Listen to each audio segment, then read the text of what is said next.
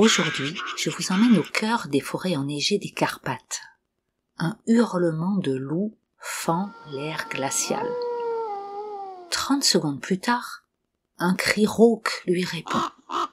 Et ce n'est pas celui d'un autre loup, mais d'un corbeau. Est-ce une conversation ? Ce mystère, les chercheurs commencent à peine à l'explorer. Gardez bien cette image en tête, nous y reviendrons à la fin de cet épisode. Parce qu'aujourd'hui, nous allons plonger dans une relation fascinante à la frontière entre l'opportunisme et la complicité, celle qui unit les loups et les corvidés. Ce phénomène avait attiré l'attention des observateurs depuis longtemps déjà, mais c'est dans le parc de Yellowstone aux États-Unis que la réintroduction du loup gris dans les années 90 a offert l'opportunité unique d'étudier ce duo. Lorsqu'une meute de loups s'élance à la chasse, les grands corbeaux, les Corvus corax, ne sont jamais bien loin, ils suivent les déplacements des loups à distance et parfois même ils semblent les guider vers une proie potentielle. Quand la mise à mort survient, les corbeaux apparaissent rapidement. En quelques minutes, ils tournent dans le ciel, ils se posent à proximité, ils attendent le moment propice. Et leur patience est récompensée puisqu'une fois les loups rassasiés, les oiseaux obtiennent un accès privilégié à la carcasse, une ressource qu'ils n'auraient jamais pu conquérir seuls. Cette relation s'appelle du commensalisme. C'est une espèce qui profite sans nuire à l'autre espèce. Si ce genre de thème vous intéresse, je vous remercie de penser à vous abonner tout de suite à mon podcast parce que c'est la seule manière de m'aider à faire connaître cette chaîne. Merci. Cette association loup-corvidé ne se limite pas à l'Amérique du Nord. Dans les Carpates polonaises, des corneilles noires, nos corneilles, celles que vous pouvez observer autour de vous, suivent discrètement les meutes de loups, parfois sur plus de 3 kilomètres. Elles se postent sur des hauteurs, elles ajustent leur trajectoire, elles reviennent sur les sites de prédation plusieurs jours plus tard.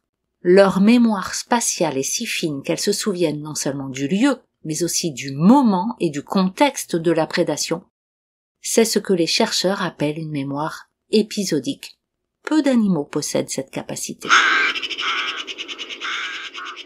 Dans les Alpes italiennes, cette fois, ce sont d'autres acteurs qui entrent en scène, les chocards à bec jaune. Vous savez, ceux qu'on rencontre dans les stations de ski. C'est ceux dont je vous parle dans la masterclass, mais que peu d'entre vous ont eu l'occasion de croiser sur le terrain. Ces chocards, ils lancent des cris perçants à l'approche des loups. Même si ces signaux ne leur sont pas destinés, les loups peuvent les exploiter pour repérer une proie ou éviter la présence d'humains. C'est un exemple rare de communication indirecte entre des espèces différentes. Mais les corvidés ne sont pas que des suiveurs. Ils interviennent aussi de manière stratégique.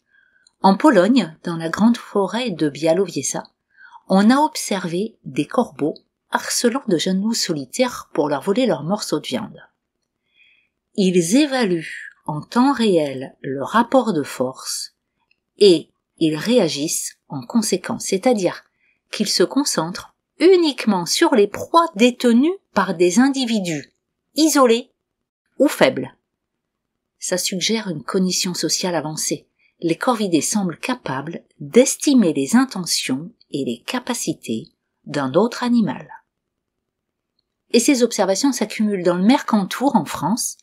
Les corvidés ont modifié leur routine alimentaire en réponse à la présence du loup, ce qui veut dire qu'ils suivent désormais les meutes plusieurs jours d'affilée en intégrant ces nouvelles dynamiques créées par la réintroduction. On peut parler de plasticité comportementale et d'adaptation réciproque.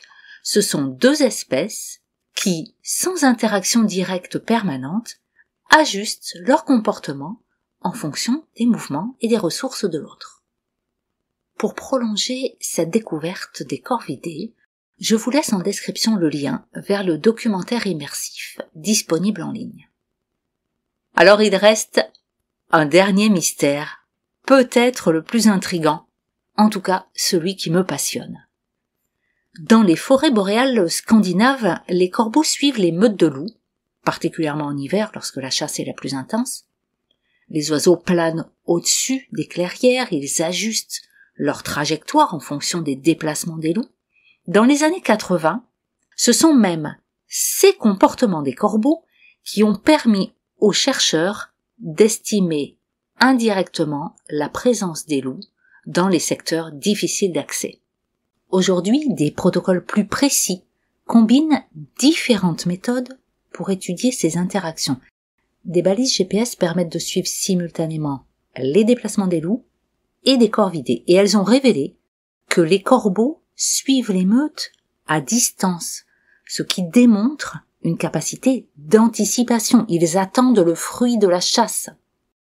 Et puis les scientifiques ont constaté un autre phénomène absolument étonnant.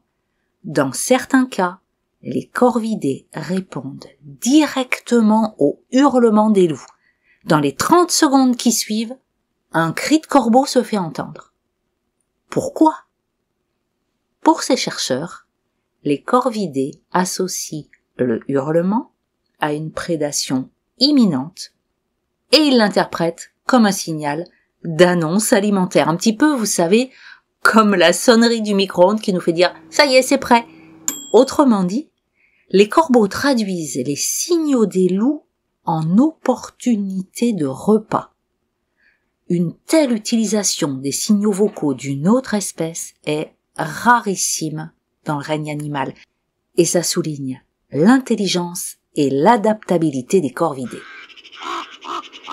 Et c'est peut-être là que se trouve toute la beauté de cette alliance. Deux lignées évolutives très différentes, le prédateur social et l'oiseau stratège, qui se répondent à travers l'espace sonore des forêts. J'espère que vous avez aimé écouter cet épisode autant que j'ai aimé le préparer. À bientôt pour un nouveau sujet des chroniques du Corbeau Lazare. Et si ce n'est pas déjà fait, pensez à vous abonner pour ne rien rater.